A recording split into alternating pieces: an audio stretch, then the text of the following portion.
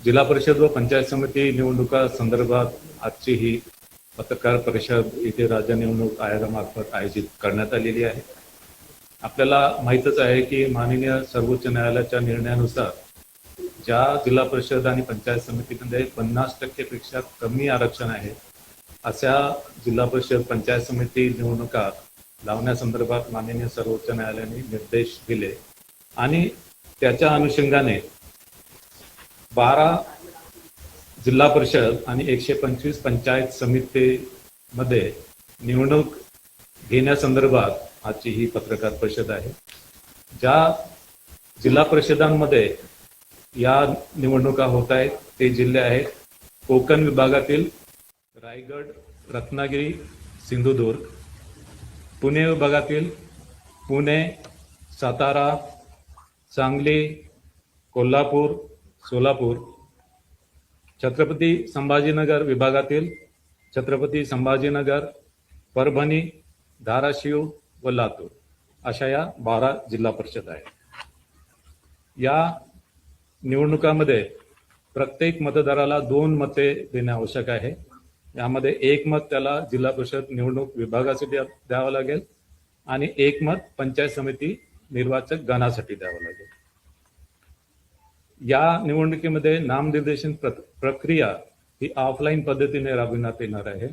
विविध राजकीय पक्ष आणि उमेदवार यांच्या मागणीनुसार नामनिर्देशन पत्र प्रक्रिया ही महानगरपालिकेच्या निवडणुकीसारखीच जिल्हा परिषद पंचायत समिती निवडणुकीमध्ये सुद्धा ही प्रक्रिया ऑफलाईन राबवण्यात येणार आहे। या निवडणुकीमध्ये ज्या जागा राखीव आहेत त्या राखीव जागेवर जात वैधता पडताळणी आवश्यक आहे आणि जात प्रमाणपत्र आणि जात वैधता पडताळणी ही नामनिर्देशन पत्रासोबत दाखल करणं आवश्यक आहे। मात्र एखाद्या उमेदवाराकडे जात वैधता प्रमाणपत्र नसेल तर त्यांनी जात पडताळणी समितीकडे केलेल्या अर्जाची सत्यप्रत किंवा त्याच्याकडे अन्य कोणताही पुरावा असेल की त्यांनी अशा जात पडताळणी समितीकडे अर्ज केला त्याची प्रत त्यांनी सादर करणं आवश्यक आहे। मात्र निवडून आल्यावर त्याला 6 महिन्याच्या आतमध्ये जात वैधता प्रमाणपत्र सादर करणं आवश्यक राहील आणि 6 महिन्याच्या आतमध्ये त्यांनी जात वैधता प्रमाणपत्र सादर नाही केलं तर त्याची निवड ही पूर्वलक्षी प्रभावाने रद्द होईल।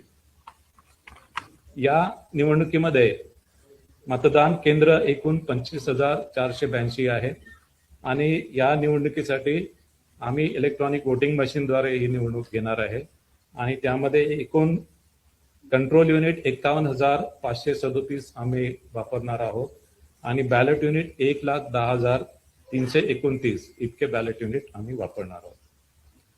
या निवडणुकीमध्ये एकूण मतदान केंद्र हे 25,482 असतील आणि या सर्व मतदान केंद्रावर अश्युअर्ड मिनिमम फॅसिलिटी वीज, पिण्याचे पाणी, सावलीची सुविधा, शौचालयाची व्यवस्था या सर्व करण्यात आलेल्या आहे। याशिवाय काही मतदान केंद्र हे आदर्श मतदान केंद्र म्हणून निर्माण केल्या जातील आणि काही मतदान केंद्र हे पिंक मतदान केंद्र असतील। पिंक मतदान केंद्रावर ज्यामध्ये महिला मतदारांची संख्या जास्त आहे पिंक मतदान केंद्र असतील आणि त्यामध्ये सर्व निवडणूक कर्मचारी, अधिकारी आणि सर्व सुरक्षा कर्मचारी महिला असतील। या निवडणुकीसाठी 1 जुलै 2025 ची मतदार यादी वापरणार आहोत आणि इलेक्शन कमिशन ऑफ इंडियाकडून जी मतदार यादी आली ती मतदार जिल्हा परिषद विभाग व पंचायत समिती गणनीय ही विभाजित केलेली आहे। 3 नोव्हेंबर 2025 मध्ये अंतिम मतदार यादी झालेली आहे आणि 27 नोव्हेंबर 2025 रोजी मतदान केंद्र निहाय मतदार यादी ही प्रसिद्ध झालेली आहे। आपल्याला माहितच आहे की या मतदार याद्या या भारत निवडणूक आयोगाकडून आलेल्या असल्यामुळे या मतदार यादीमध्ये कोणतेही नाव याच्यामध्ये समाविष्ट करणे किंवा कोणतेही नाव याच्यामधून वगळणे ही राज्य निवडणूक आयोगाच्या कार्यकक्षेत येत नाही। यामध्ये दुबार मतदार आम्ही टूलद्वारे आयडेंटिफाय केलेले आहेत आणि दुबार मतदारासंदर्भात योग्य ती कार्यवाही आमच्या ज्या मार्गदर्शक सूचना आहेत त्याप्रमाणे रिटर्निंग ऑफिसर आणि जिल्हाधिकारी हे करतील।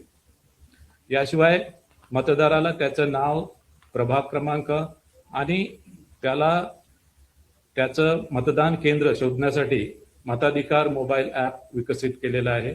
हे मताधिकार मोबाईल ॲप सध्या अँड्रॉइड सिस्टीमवर उपलब्ध आहे आणि या अनुषंगाने मतदाराला त्याचा जो निवडणूक विभाग आहे आणि जो पंचायत समिती गण आहे हा त्याला शोधता येईल आणि त्याशिवाय त्याचं मतदान केंद्र सुद्धा त्यामध्ये त्याला शोधता येईल. याशिवाय मतदाराला आयोगाच्या वेबसाईटवर, आयोगाच्या पोर्टलवर जे महासिक वोटर लिस्ट .in म्हणून पोर्टल आहे वोटर सर्चसाठी, त्याच्यावर पण जाऊन त्याला त्याचं नाव किंवा ईपी क्रमांक टाकून त्याला त्याचा मतदान केंद्र त्याला शोधता येईल. ज्येष्ठ नागरिक, दिव्यांग, तान्याबाळासह असणाऱ्या स्त्रिया व गरोदर स्त्रिया यांना मतदानासाठी प्राधान्य दिले जाणार आहे. त्यांच्यासाठी वेगळी व्यवस्था, वेगळी रांग असेल. ज्या ठिकाणी वेगळी रांग नसेल त्यांना प्राधान्याने मतदान केंद्राच्या आतमध्ये नेण्याची व्यवस्था केलेली आहे. याशिवाय प्रत्येक ठिकाणी रॅम्प व व्हीलचेअरची व्यवस्था राहणार आहे. या निवडणुकीमध्ये एकूण निवडणूक निर्णय अधिकारी 125 असणार आहे. सहाय्यक निवडणूक निर्णय अधिकारी सुद्धा 125 असणार आहे. एकूण निवडणूक अधिकारी कर्मचारी 1,28,000 यामध्ये असणार आहेत. निवडणूक अधिकारी आणि कर्मचारी पुरवण्यासाठी विभागीय आयुक्त आणि जिल्हाधिकारी यांना निर्देश देण्यात आलेले आहे.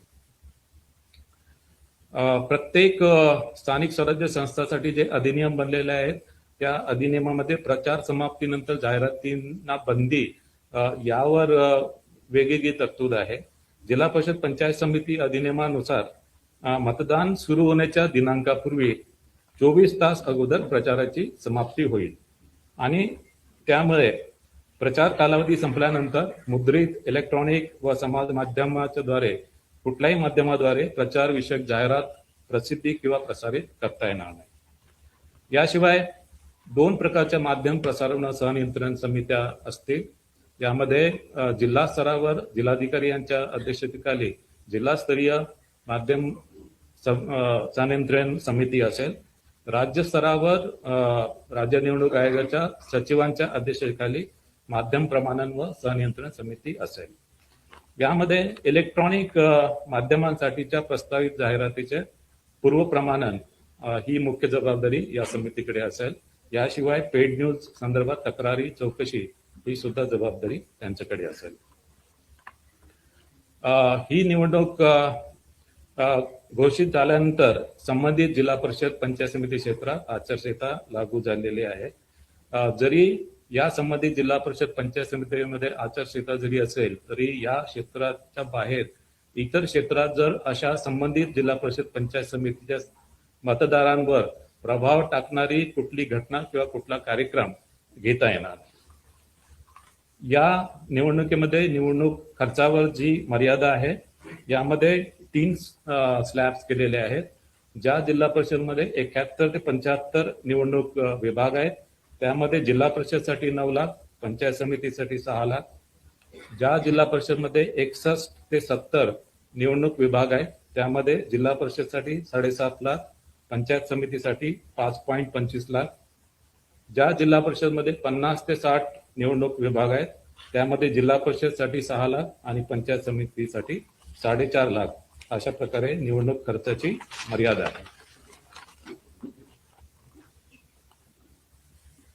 या निवडणुकीमध्ये एकूण मतदान केंद्र हे 25,482 आहे जे मी आधीच सांगितलेलं आहे. एकूण मतदार 2.09 कोटी आहेत. एकूण पुरुष मतदार 1.07 कोटी आहेत. एकूण स्त्री मतदार 1.02 कोटी आहेत आणि इतर मतदार हे 473 आहेत. या निवडणुकीमध्ये एकूण मतदान केंद्र 25,482 आहेत. एकूण मतदार 2.09 कोटी आहेत. एकूण पुरुष मतदार 1.07 कोटी आहेत. एकूण स्त्री मतदार 1.02 कोटी आहेत आणि एकूण इतर मतदार 473 आहेत.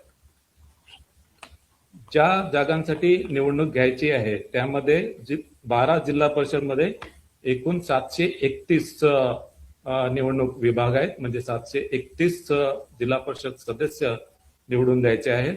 त्यामध्ये महिलांसाठी 369 जागा आहेत.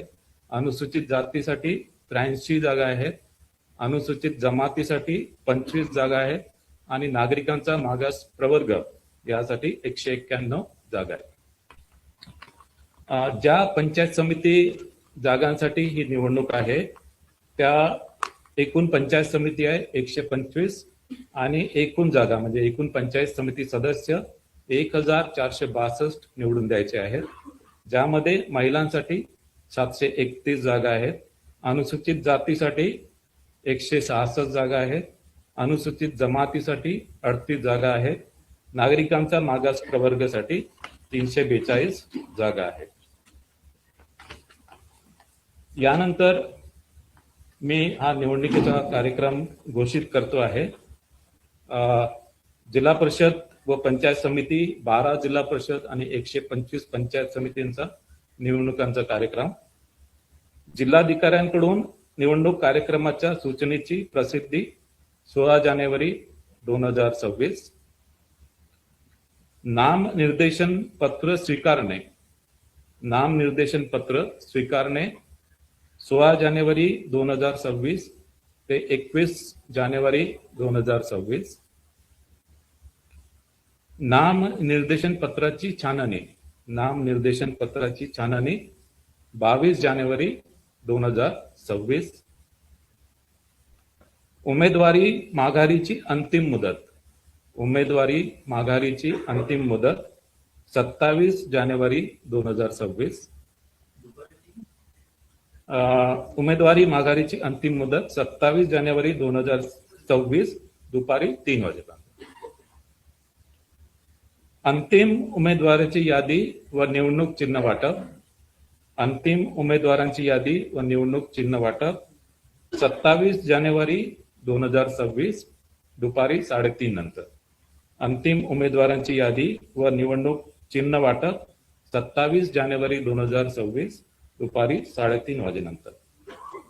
अंतिम उमेदवाराची यादी. अंतिम उमेदवारांची यादी 27 जानेवारी 2026. मतदानाचा दिनांक 5 फेब्रुवारी 2026 सकाळी 7:30 ते सायंकाळी 5:30 वाजेपर्यंत. मतदानाचा दिनांक 5 फेब्रुवारी 2026 सकाळी 7:30 ते सायंकाळी 5:30 वाजेपर्यंत. मतमोजणीचा दिनांक. मतमोजणीचा दिनांक 7 फेब्रुवारी 2026 सकाळी 10 वाजेपासून. मतमोजणीचा दिनांक 7 फेब्रुवारी 2026 सकाळी 10 वाजेपासून. आता हा निवडणुकीचा कार्यक्रम मी हिंदीमध्ये घोषित करत आहे.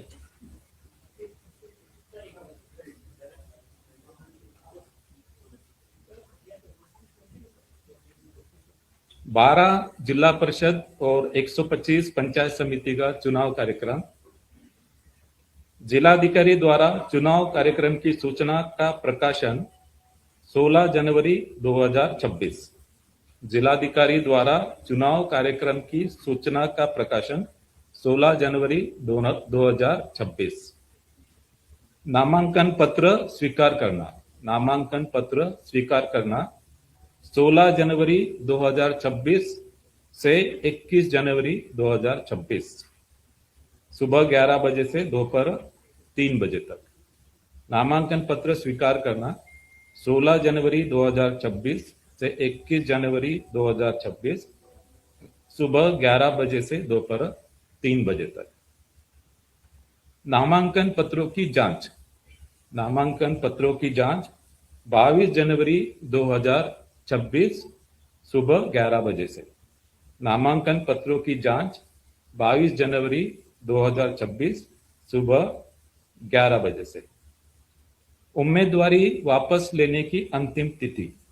उम्मीदवारी वापस लेने की अंतिम तिथि 27 जनवरी 2026 दोपहर 3 बजे तक. उम्मीदवारी वापस लेने की अंतिम तिथि 27 जनवरी 2026 दोपहर 3 बजे तक. अंतिम उम्मीदवारों की सूची और चुनाव चिन्ह आवंटन.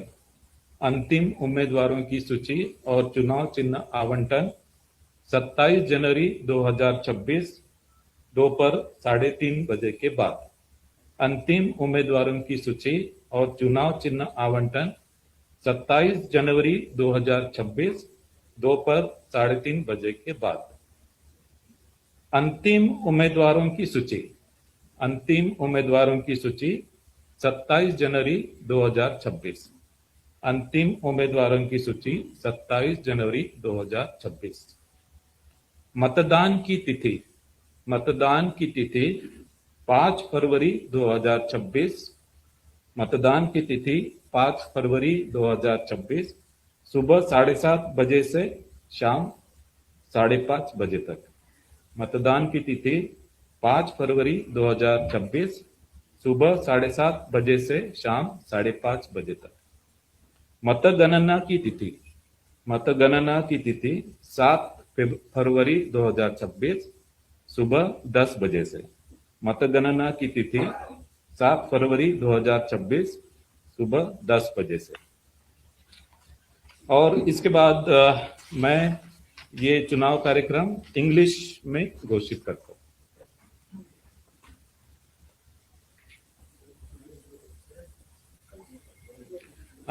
I am declaring election program for 12 Jilla Parishad and 125 Panchayat Samitis. Publication of notice of election program by the district collector 16th January 2026. Publication of notice of election program by the district collector 16th January 2026. Submission of nomination paper. Submission of nomination paper 16th January 2026 to 21st January 2026 from 11 a.m. to 3 p.m. Submission of nomination paper 16th January 2026 to 21st January 2026 from 11 a.m. to 3 p.m. Scrutiny of nomination papers.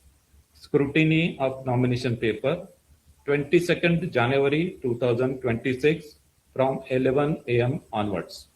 Scrutiny of nomination papers 22nd January 2026 from 11 a.m. onwards. Last date of withdrawal of candidature. Last date of withdrawal of candidature 27th January 2026.